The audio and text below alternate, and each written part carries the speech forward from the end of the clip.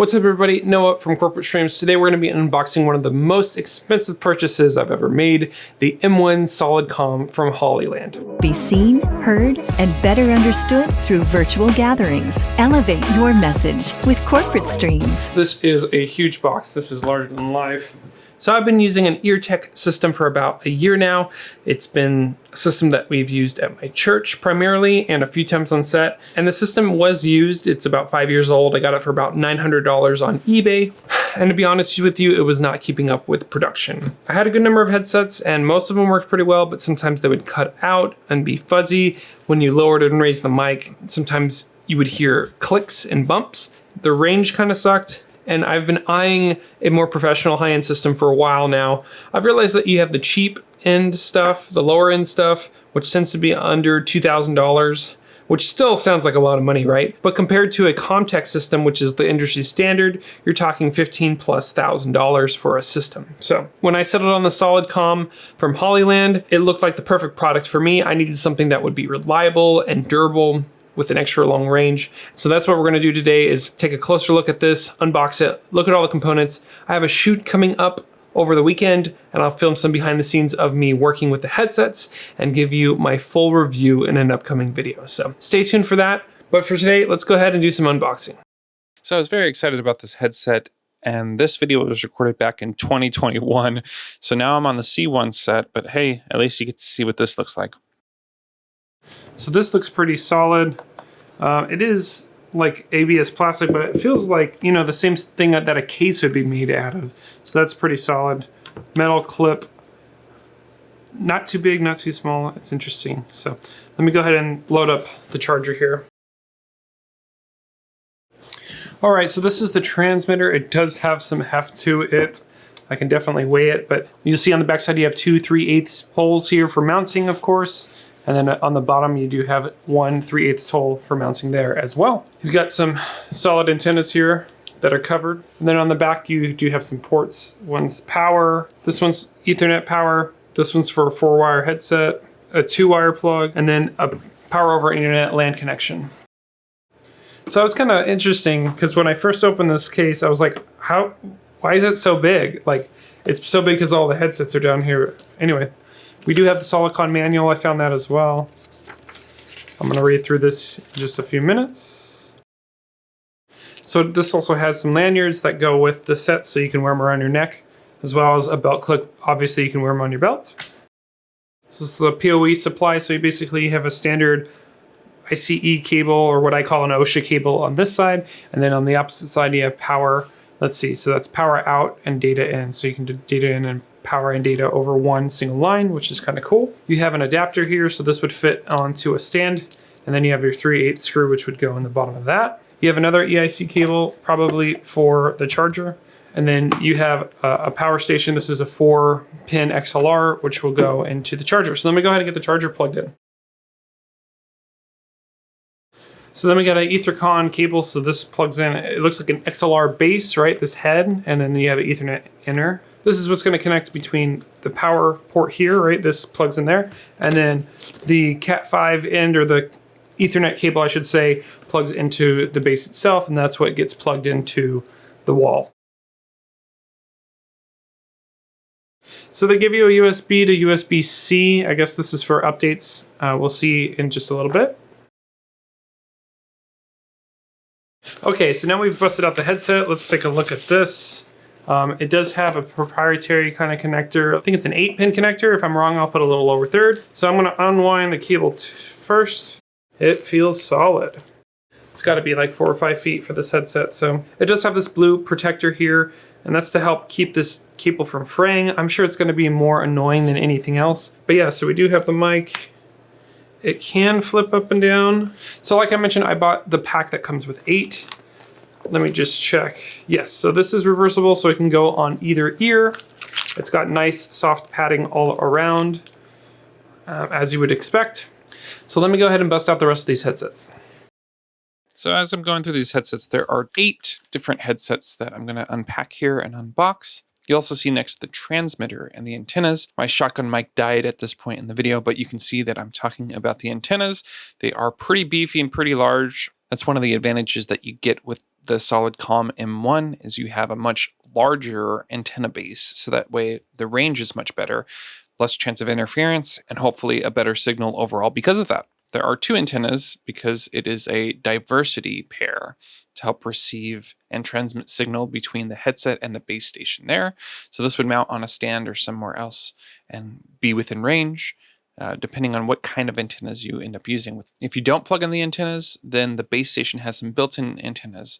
As you'll see on these charts here, the antennas allow you to go omnidirectional versus the base station, which just prioritizes one direction.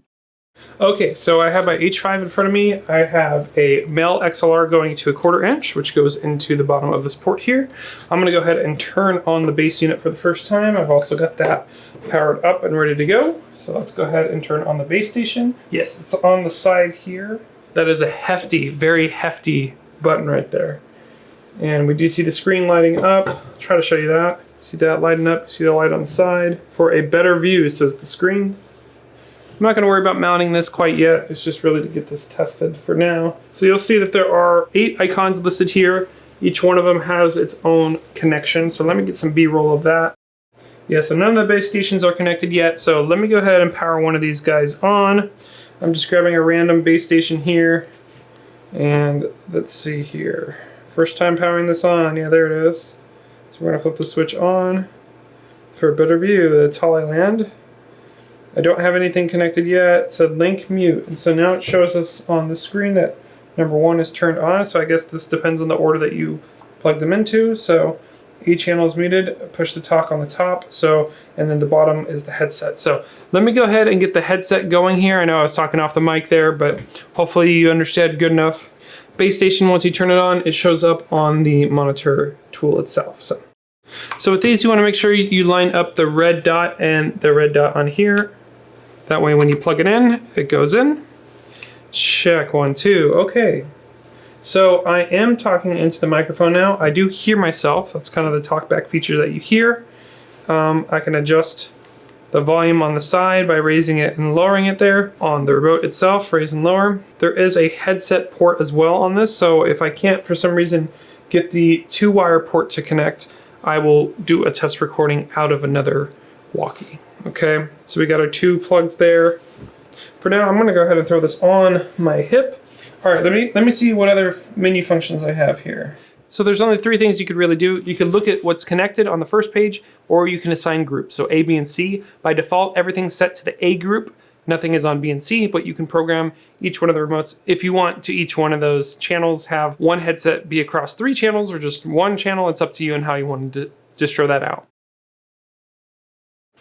One thing I just noticed on the headset itself, there is a little light here to show you that you have power. So I guess that's kind of cool. You can kind of quickly look down and just see that your headset still is powered up. Now, because I restarted the base station, I lost connection and now it's back on. The color is still the same. It's that red color. I can hear myself and hear that I am actually coming in extremely clear compared to any other headset that I've used before. So hopefully when I record this or transmit from one pack to the other, it retains that clarity for the voice. Okay, so the next step I'm going to do is plug in another headset, or should I say turn on another headset. And this time I'm going to be using the headset out and try to see if I can get signal into my H5. Okay, gadgets and cables and this and that. All right, I got another belt pack.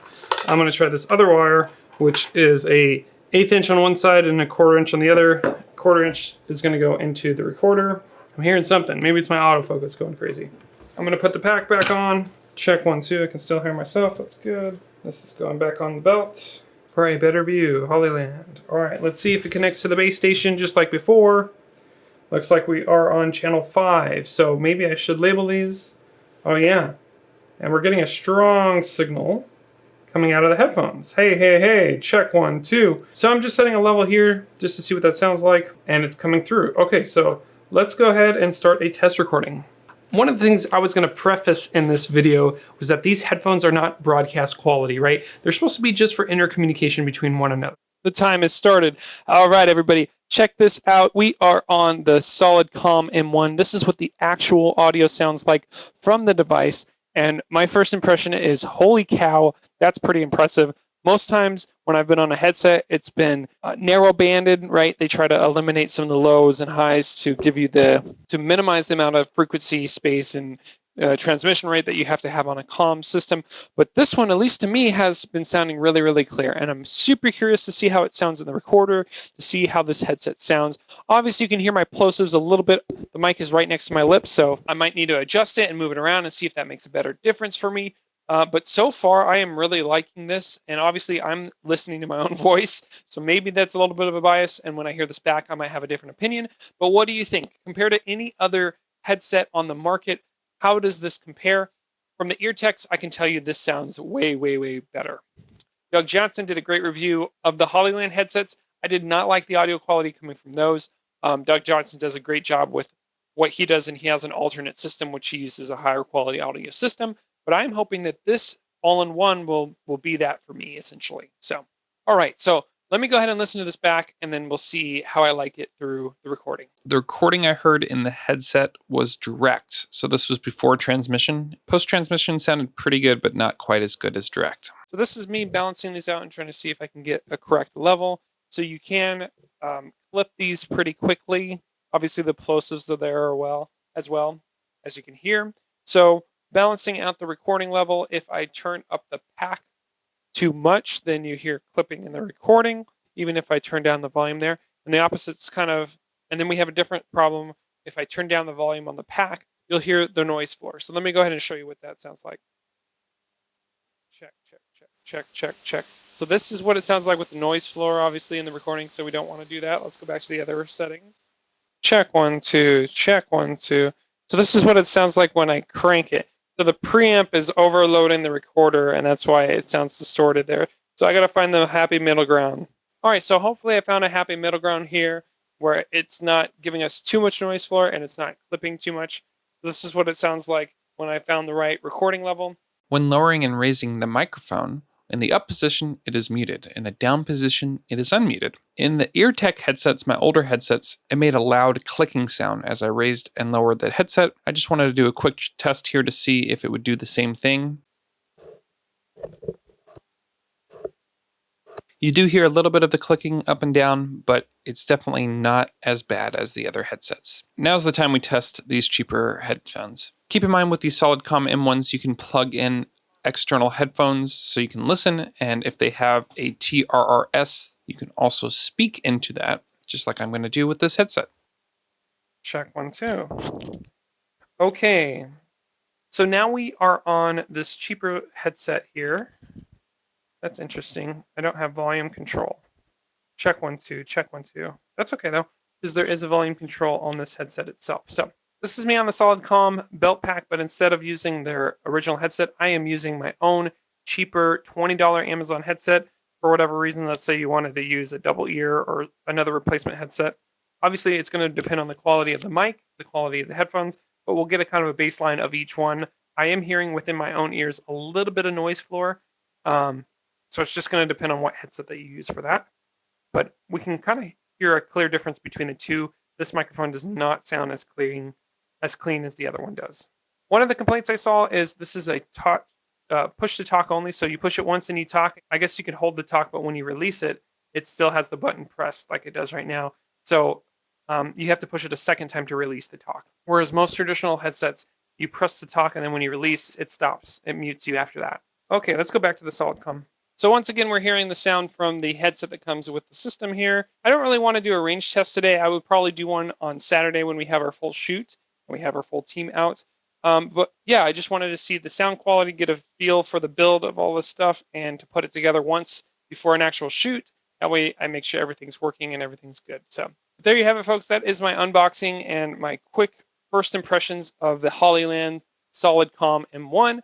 Hopefully this is helpful for you to hear the difference between the headset recorded versus a third-party headset versus a NTG1 going directly into my Sony. So thanks for watching, and we'll see you in the next one.